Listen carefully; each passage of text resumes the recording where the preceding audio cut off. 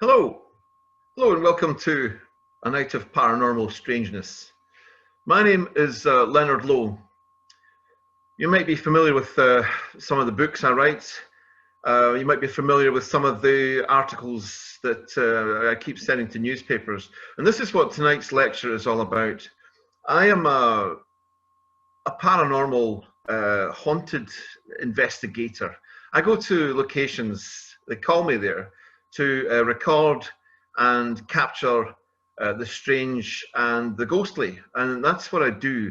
This lecture tonight is solely on the articles which I have given to newspapers, which have they've deemed them newsworthy. This swarm of newspapers you see in the front of you now are just some of the articles that have been written about stuff I've captured. And that's why we're here tonight.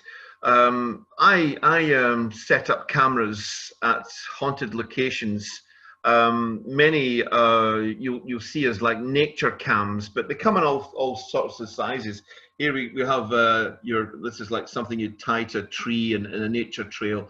It's a motion sensor. Anything move in front of it, and the things will activate and take decent high octave photographs, and we have all types at all types and all sizes. And this is what do the hard work for me. I used to sit in very cold medieval buildings months on end with my cameras, handheld cameras and recorders, and occasionally we'd get something. But with this method of nature cams, they seem to do the hard work for you. I mean, I've sat in buildings for 10 months and got absolutely nothing, and yet I've set these things up, and 24/7 they're in action in rooms. Anyway, I'll let them speak for themselves, and this is a documentation of the photographs that I've caught, sent to newspapers. When you do that, they get examined by their professional photographers, and they'll come back and say, yeah, this is a good capture, or there's a load of rubbish. And I go by my reputation, and that's on the stuff you're going to see now. So without any more blathers, because we're on a timer here, this is my paranormal evidence so far. So here we go. I also write for Haunted Magazine. When I get articles, I will write about them, details on the history of the place, the evidence the evidence I've caught, and it goes to Haunted Magazine, and they're a good bunch, and I have a residency with them on their magazine over the last 7 years, so that's where my stuff ends up. Now, this building in front of you here is the Talbot in Pittawing. This is a building I wrote about in my book, The WEEM Witch, which was a documentation of the 27 witches they found in Pittawing and their histories. The tower being the jail and the court where they were tried, and we had 2 in this building that never left. They died, they were tortured to death inside. So that's the history to this building. I got the keys to this building in 2004. There's 5 rooms to this building. It was built in the 1600s. It is a stone affair with a stone staircase, spiral staircase, with 5 rooms coming off the side of them. The doors inside are missing now, which is good, but you can get a feeling, a horrible feeling, for what went on in these rooms. They were torture rooms, they were debating rooms, they were jail cells. And the building today is totally unused, but with the promotion of my book, I took parties in here and started to lecture in the rooms where it all happened on the story of my book. Now, along the way, we got disruptions, maybe about 4 or 5 months down the line of doing this. We've got disruptions. We've got voices coming over the top of me speaking. We got thumps and bangs from somebody moving about upstairs. All got very interesting, to the point where after doing a lecture, I'd sit in the building with cameras and recorders and try and catch what's moving around.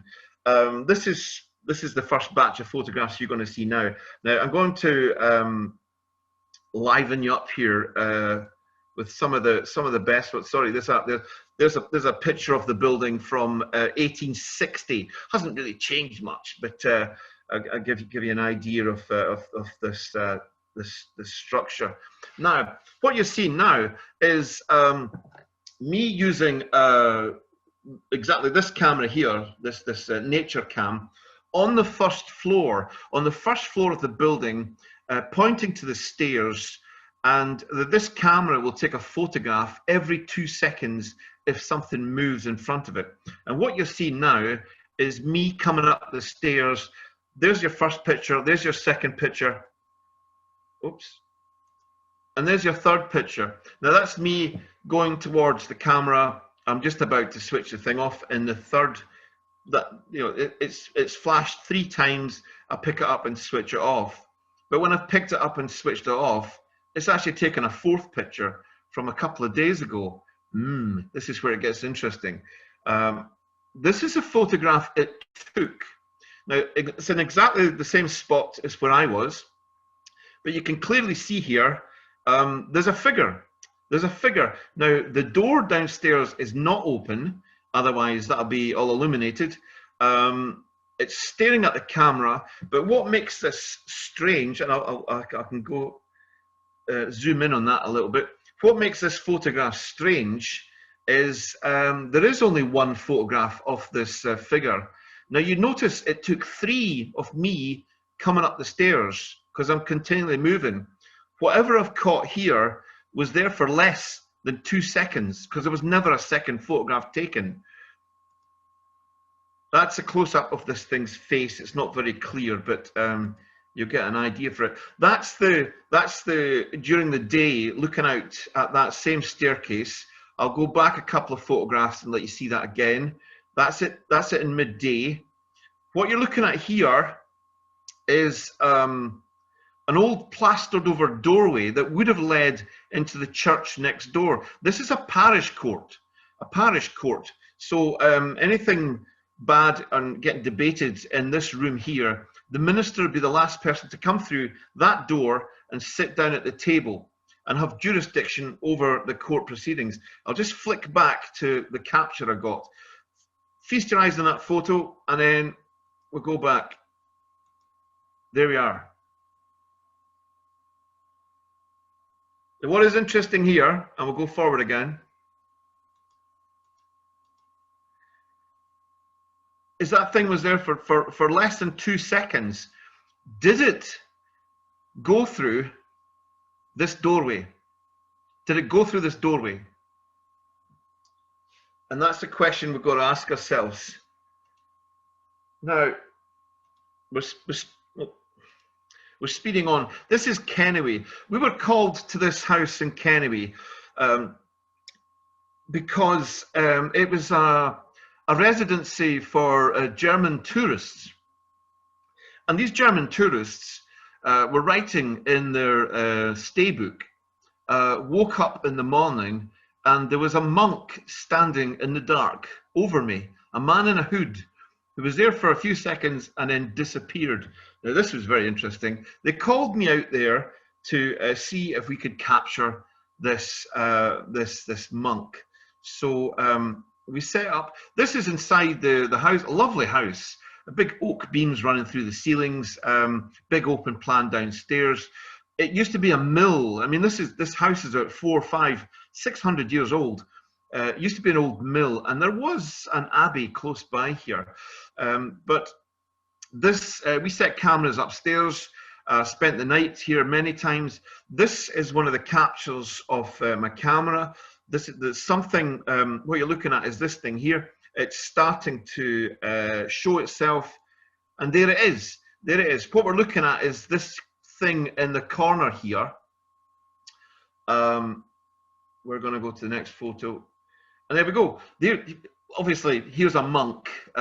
Here's a monk as he would normally be, with his shaved head and his cowl here. And what we have here, what we captured on camera, is looks like a monk with some sort of skull cap on his head, and he's got the cowl as well. Here's his cowl. There's the monk's cowl. We went there looking for a monk that we've seen walking about, and we got it. We got it in camera, which is absolutely fantastic. This is another photograph in the house downstairs. On the first photograph here, you can see that the front doorway and the stairs going up into the rooms upstairs, 3 rooms upstairs. In the second picture here, you can see just above the stairwell, we've got the head of something and a figure standing there, just about to go up the stairs. Again, this was caught on motion sensors after I'd left it. Now, this is inside the tower. We're jumping back and forth to some pictures here. This is inside the tower. The rooms are about 15 foot square with 1 doorway and 2 tiny wee windows. What we're looking at, this box thing going up through the floor, is to hide the clockworks, the ropes and weights of the town clock. This was added after it was used as a prison. But I want you to look at this for this wooden device for a reason, because the next photograph coming up is quite unique. I did a tour in the building with about 16 people, and we finished about 10:30. It's pitch dark. Of course, before I leave the building, I've got to run through it to make sure I'm not going to lock anybody in, because that would be a nightmare. And believe me, it's happened. I've accidentally locked somebody in and walked away, and they go, "Oh, help!" But anyway, so what I did was I had a brand new camera, and I'm actually going to an old castle afterwards that something's going on at, but we'll get to in a minute. So as I walked up the spiral staircase, checked every room. As I came back down, every doorway, I stuck my camera in and took a flash.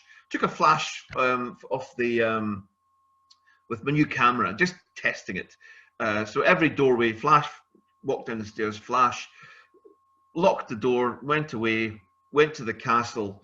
Castle was a disaster, absolutely nothing, freezing cold, never got anything. That's the nature of the game. So, but I'm looking through my camera the next day, and there's a spiral staircase. Forget these two orby things. That's rain. I don't agree with orby things. But this is a photograph. I was going through my camera, erasing all the nonsense that I'd got the night before, and there was hundreds of nonsense pictures. And I came to this. Now, this picture, I was about to erase it when I thought, something's not right here. And I started to lighten the picture. And I'm just going to do that now. Can you see something coming through? It's a full figure. It's a full figure standing against the wooden boards of that room. Now go back to the boards again. There we go. That thing is standing by that rope there, a meter away from where I took the photograph. We'll go back again. There's the original picture. There's it getting lightened, and there's it fully lightened. It's a full figure. I don't know what's going on with its hands, but it's a full figure, obviously of a woman, staring right at me. And this is what we have inside our tower. Yeah, that's a beauty. And there she is there. This is what it's all about. This is me. This is a courier piece in which that photograph was in. Nothing to get excited about.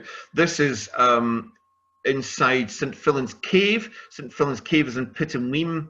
It's an old cave that has a secret tunnel that would take it to the old priory. That was the cover of my book. There you go, the cover of my new book, cover of my first book. But the reason being is, as we're talking about this, is because this is a photograph we got way back in 2008. And what we have here, we've got a strange figure walking across the floor here to the doorway, and I'm basically sitting in that little staircase we just saw there, and that's what I saw moving across the floor. That photograph is very peculiar because we've not had much in there. This is Pittawing churchyard from the back. We're looking at the old church and the yard now. Here we go. We're going to London Links now. This is London Links, where very famous standing stones, picture standing stones. I spent a night here with a very peculiar lady. Here we go in the dark. It was November. A woman from Dundee turned up at my door. She phoned me and said, "I'm standing outside." I went, "Oh, hello." And she said, I was hoping you could take me to the standing stones of London Links. And I went, "It's 11:30 at night, hen." And she went, "Well, you know, it's the hunter's moon, which moon's so bright you could go hunting." And so I thought, why not? So I thought I might get a good picture with my camera of the stones. So off we went. Here we go again. We went to the standing stones. This is a photograph. I talked about orbs earlier on. This is nothing but a hay feverer's nightmare, pollen in the air with St Andrew's Tower at the back of it. Not anything ghostly, believe me. But anyway, here we go. The same photograph at Lower Largo, at London Links by the stones. Lots of orby things showing there. Pollen, dirt, dust. Forget about the ghosty thing. But here we have Our Lady. I got to the stones with this this woman, and she went. There's three standing stones. She went to each stone and put her arms around them, and I thought nothing of it. I was too busy taking photographs. But what came out of it was she went into the middle of the stones and she started chanting, singing, chanting. Now my patience is gone. It's like 12:30 and I'm bored, to be honest. But I took some photographs. Here she is doing her stuff, and all of a sudden this happened. Something descended on her. It was incredible. It was like a huge big mushroom of smoke just descended on her. This is a photograph I got, and I fell backwards on this when this happened. And I went, "Whoa!" And she said, "What happened there?" She says, "What? Did you throw something at me?" I went, "No." And so we walked away kind of quickly, got back home, and we looked at this photograph. I think she annoyed something. I'm not sure. These stones are for the old pagan gods. This was a place of worship. Did she upset somebody? I don't know, but it's a cracking picture. Yeah. Here's me. This is what you'll get with me when I'm out investigating, and there's a cracking picture of me with my friend Rog, usually my cameraman. That's what I normally look like. St Andrews. Now, come to wee stories now. St Andrews. This is the cover of my book about St Andrews. St Andrews Untold Stories. But St Andrews Cathedral. It's famous for ghosts for hundreds of years now. You can't talk about St Andrews without talking about ghosts. And one of the favourites here is a nun that's been seen. Very tragic, sad story about this nun. She seemingly in the 1600s wasn't a nun, and a fellow from Berwick, kind of dandy, kind of charming fellow, took her fancy, and he got to the point of proposing, and she decided you're not for me, it's going to be God, I'm going to be a nun. And the guy was kind of devastated, and the story goes that he committed suicide over it. But before this, he made several attempts to entice the woman. And what she did was to put her suitor off, she cut up her own face. Bit severe, eh? She cut her own face up, and once she made herself a bit ugly, he went and topped himself. And seemingly the woman was not long after to do the same. But ever since, people have been seeing this nun walking about. 18th century, 17th century writers have all wrote about her being seen. And I got a phone call, and it was from a guy I briefly know in London Links, and he's a fisherman, and he goes fishing the beach castle along the coast with his pals. He went to St Andrews harbour, and it's got a long pier.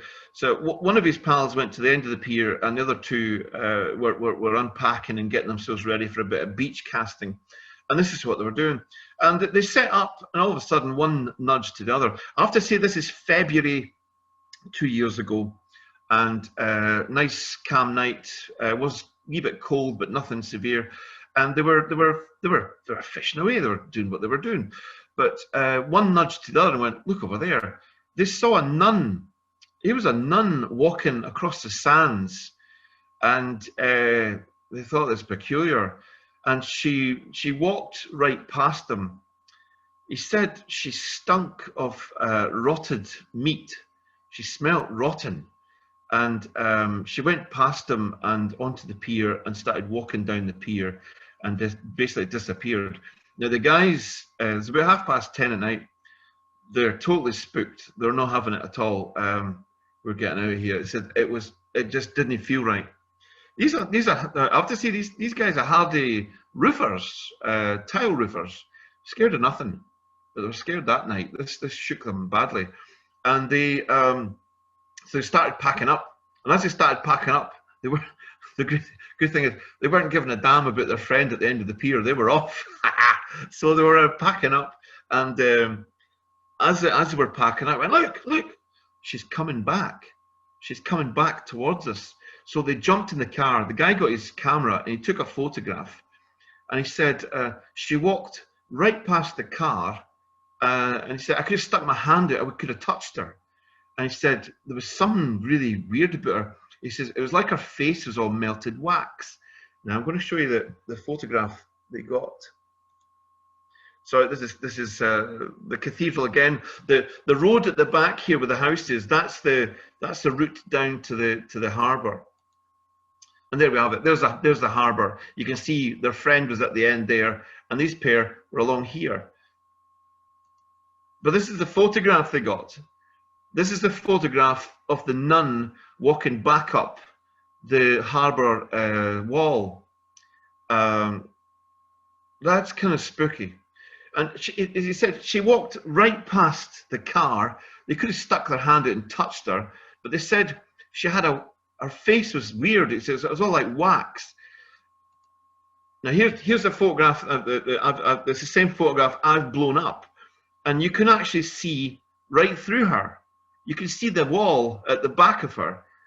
She's see-through, basically. Is what I'm trying to say here. When I told them the story of the nun and the ruining her own face, everything came together, and it makes a fantastic story that she's still around after all this time. I put this out on a web page, and I had someone else get in touch with me. They were the designated driver. Boo. All the friends were on the lash in St Andrews, and she was a designated driver. She parked at the back of a pizza car park, and she said, I was just waiting for my friends to finish and come round. I was going to pick them up. And went out the bushes. She said, there was a nun standing there. She said, I couldn't believe it. There was a nun. And she said, I was out having a fag myself, and there she was, there was a nun. And she came from nowhere, walked right past me, and she went down the road. Now, the road the nun went down would have taken her back down to the harbour. So she's obviously seen the same figure. I showed her this photograph, and she went, "That's her. That's who I saw. That's the one." So this nun is still doing the walk she did many years ago, and she's still being seen. This is a great story because there's an ancient history to this, and I'll go back to the original photograph. That to me is a great capture, great capture. Now we're back in Pittawing churchyard again. Again, look at these. This is dust, not orbs. They look like orbs. The dust. Nothing special there at all. But we've got this photograph here. Now I was signing books. I'd done a tour. I was signing books outside my my tower, and somebody behind me shouted and went, I thought you were standing next to me, but there was a man standing next to me. He's gone. So I got my camera and I just took like 20 photographs in a spiral right round the graveyard. And what came out of it, what I want you to look at is this figure in the corner here. There's a figure with a hat with a bald fist. He's got a jacket on, and it's like he's shouting at me. He's shouting. I'll go to a closer picture. There you can see him there. Look at the white fist. White fist going up to a jacket. He's standing there. Got some kind of peaked hat on. But he's like an argumentative man shouting at me. There's somebody standing in exact the same pose. We'll go back again. There's the original. There's the close up. And there's somebody doing the walk. A remarkable picture. Remarkable picture. This is Nuke Castle. I wrote a story about Nuke Castle because there's a battle fought here. This is a haunt of, would you believe it, the Moor murderers, Mira Hindley and Ian Brady, and they'll feature in my new book. It'll be out Christmas. Yeah, this castle's got a history. There's a big battle fought here. I wrote about it, the Battle of St. Monans. But I'd written the book, but I needed some photographs. So I took a trip here with my partner, and we're wandering about the place. It's a delicious building. It would have been fantastic, but situated on the top of a cliff, it's been battered by the wind, and even this area now has collapsed. It's such a shame to see things happen like this. But I needed photographs inside and round about it for my book. So I turned up with my partner, and we were taking photographs. Next day, I'm looking at the photographs, and I got this one here. We're looking over this section here, over this dark section. You can see a wee figure there. Let's zoom in on that. And there you have it. Somebody's got their sleeves rolled up, going into this fenced-off little area, which would have been a kitchen. If I do that, there's a zoomed-in photograph, and to your right is an 1860 fisherwoman, sleeves rolled up, big dress, big bum, and have I got, I don't know, an old cook or an old chef from the castle? There was no one there when we were there whatsoever. I'll take it back to let you see again the original picture. Oops. There we go, original picture. To your right, bottom right, where my arrow is now, there's a figure there going into the old kitchen of the castle.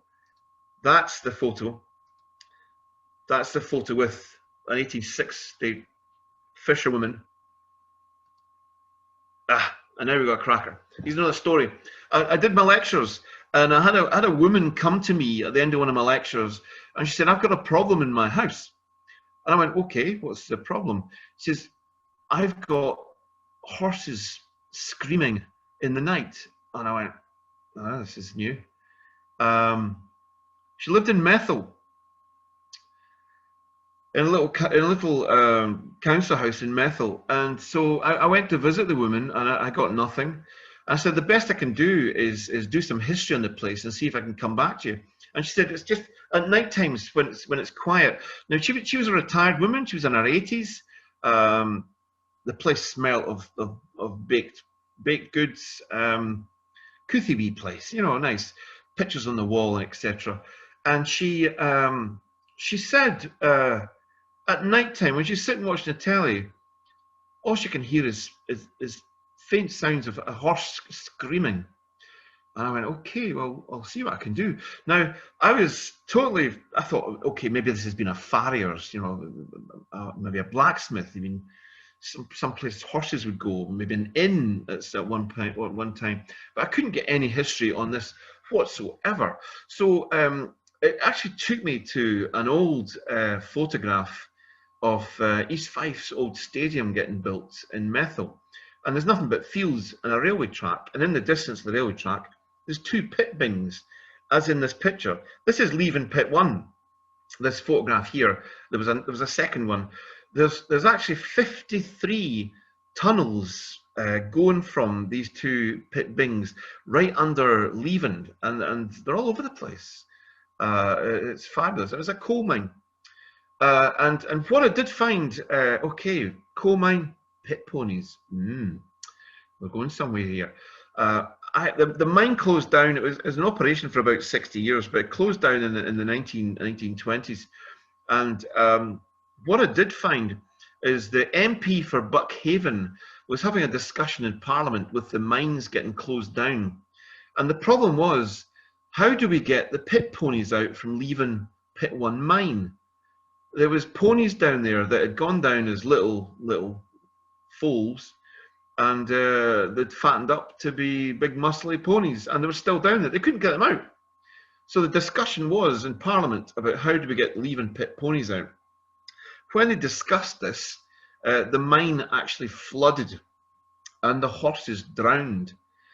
And it just happens, this woman I was dealing with, her house sits on the top of Pit Bing Leaven 1. And I had an answer to the woman of why she's hearing horses. I had no evidence. I had nothing to hear or show or photographs or anything. But it's a brilliant story. And I went to her house and I gave her the details of what I'd found. And I sat there, and I thought she had a parrot. You know, I sat there and she had something squawking, well, making creepy noises. And she said, "Oh, no, listen briefly." And so I'm listening, and oh God, it's the whines of horses. It's not a parrot. It's the whines of, I could hear them. So this still goes on to this day. Echoes from the past, phantom horse voices, brilliant stuff. But there you go. I don't always capture evidence, but I can come up with a reason for why you're getting these disruptions, and that's what I like about what I do. Anyway, there's our friend again. Oh yes, this we'll go back to, here's our fellow we caught on camera in the Pittawing Talbot, the one of the first photographs I showed you. I'm just checking the time. And the reason I'm showing you this is, remember I said this doorway behind him, he was there for less than 2 seconds and then gone. Did he go into that doorway? Well, the next thing I wanted to do, and I'm going to get in trouble for this, was I wanted to get into the parish, the ministry next door. I wanted to get into there and set cameras up on the other side of the wall where that passageway used to be many hundreds of years ago. And I did this. And I got nothing for ages. I had a secret wee camera, nobody could see it, hidden away. If you want into the church, you go to the shop nearby and you ask for the key, and you can go in there and you can have a wee pray, do what you like. Of course, I wasn't praying. I was getting in there. I was sitting there for hours waiting to see if I could catch something. And it got to the point where I went in once. It was about 5 o'clock at night in the winter. I went in there. It was dark outside. I went in. I stood at the back pulpit wall, and there was movement from above. Now I've opened up the building, I've opened up the building, so I'm the only one in, and there was movement from above. I took a scan of photographs, and this photograph to your right is what I got. The photograph to the left is the photograph brightened. Obviously, there's a figure there staring down at me, a wee hunched figure. He's about 5'5". He's not very tall. We can tell that by the wall behind him. We're measuring that. But we'll go back to my capture inside the tower, and there he is there. Now, he's a little guy too. He's about the same height. I think I've caught the same guy who's come through the wall, or he's been in there for quite a while. And this is inside Pittawing church. Now, this photograph, at the end of my lectures in the tower, I'd bring out all the ghosty stuff that I'd caught. Just 5 minutes talk at the end of my talk, and word got round that this photograph had been caught inside the church. And my thanks for that, from an organisation that preaches the Holy Spirit, was preaches the Holy Spirit, and I've got evidence of a spirit in their church. They banned me from the church. They banned me. It's my greatest honour so far, and I find that totally humorous. But there we go. Here's one of the newspapers. Once again, this is the St. Monans picture that I showed you, Nuke Castle, and there's a castle. This is from the Courier. This is the kind of thing they would do. The East Nuke Castle ghost caught in camera, and there she is there. This is the type of thing. I've got one of these coming out at the end of October this month with the Courier, and that's a story I'm about to say to you. There's another one here. This is the photograph you've seen of the girl I caught. I showed you earlier on. Aha! Now this is in England. This is London, England. This is the Highgate Church, Archway Church. It's an old smallpox hospital. My partner was really ill here for a year. I won't get into details, but she was in a coma, and horrible things happened to her in here. And while I was in here, I had a lot of newspaper stuff come out of captures I was taking inside the tower. And it made it to centre spread Sunday papers. And so the doctors knew me from this, and they said, "You really need to get down at the basement of our hospital. We've got something here." So they took me down, and 2 floors beneath the ground. This hospital was built in Richard III's time, 1478, I think it was. And it was a leper colony. Then it was a smallpox hospital. Now it's a general hospital.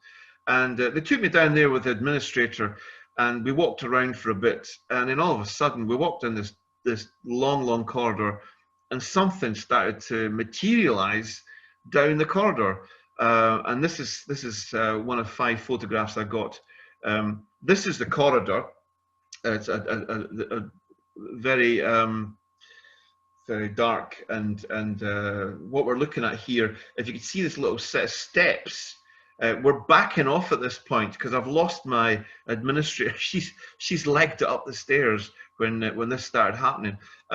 There's one of the first pictures. Look at, you can see the set of stairs there.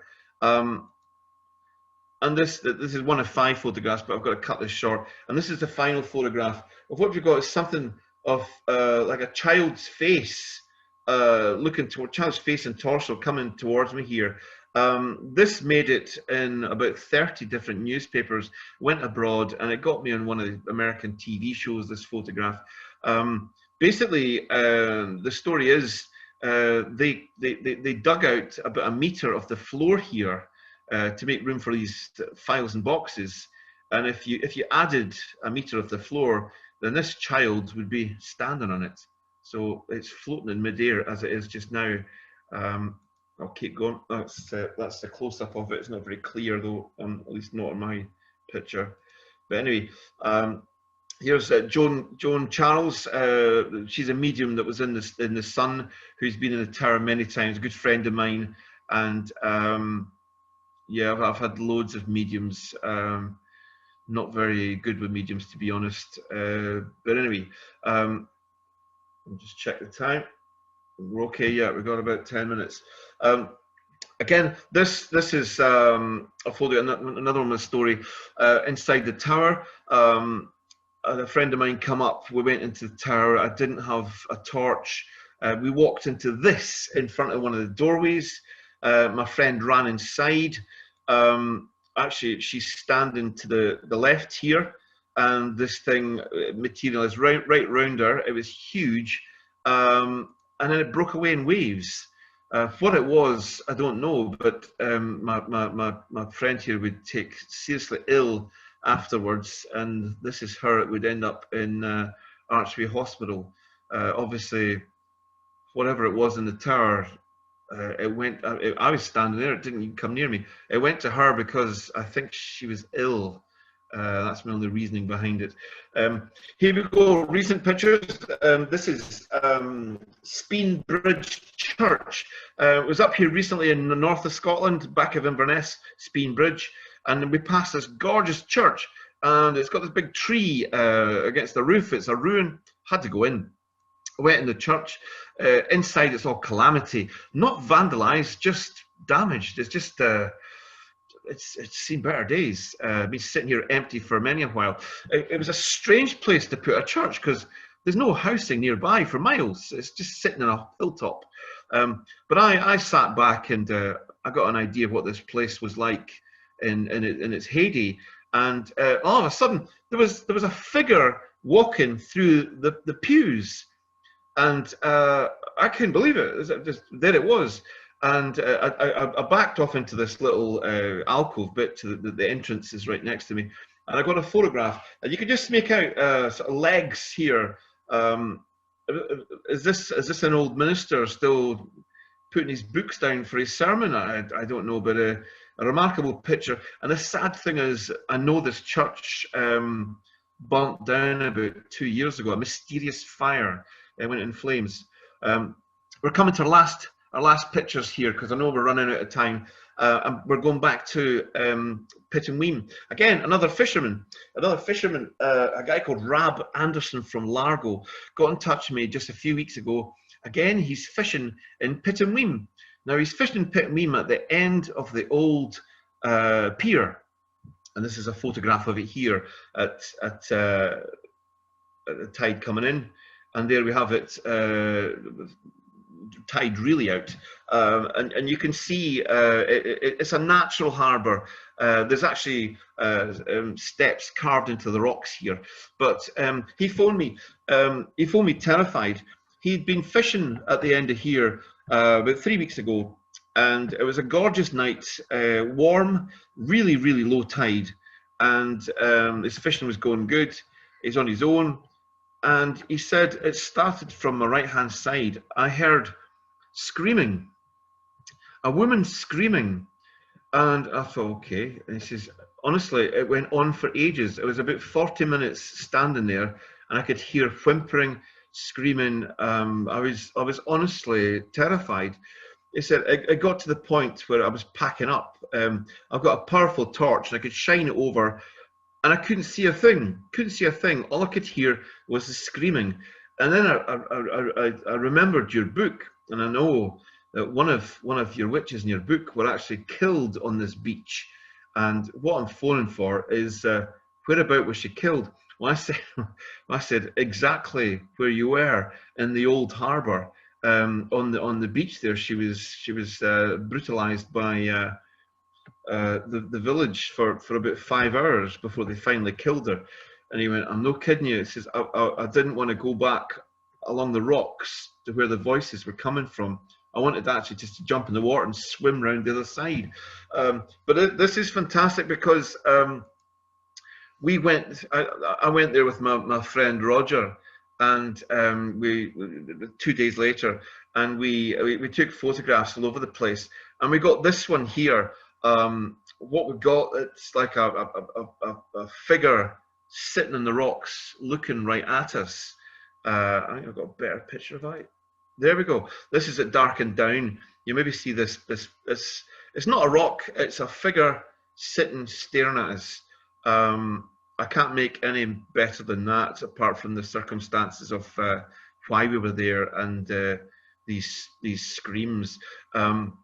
when I was I used to in the summer sell my books from the bottom dungeon in Pittawing, and I had a woman that came to me, and this woman, she said, many years ago in 1970s, I took my child to the beach, and was the kid was building castles and stuff. And she said it was a summer's night, 7 o'clock, and just us there. And when I looked up, there was a secondary figure, and this figure was she motioned towards my child, like, with a smile, and I realised that she was wearing rags. She was a bit of a mess, to be honest. I looked down and just nodded my head, and looked up again, and she was gone. The woman was gone, and it was then I started getting scared. She said, because I looked round me for 100 yards, and there's no way she could have gone anywhere, because I would have saw her. But more to the point, I said to my daughter, "Did you see that woman there?" And she says, "Yes, she was a nice lady. She'd been there for a while." And she says, it was then I realised that she'd left no marks in the sand. There's no footprints in the sand. And that terrified her for years, until she read my book in 2006, The WEEM Witch. And in the book mentions this woman, Janet Cornfoot, who's murdered on the beach, exactly where she was with her daughter. And she says, I think I've seen her. I think she's still there, which is, to me, is fantastic. It's a piece of history and a great haunted story.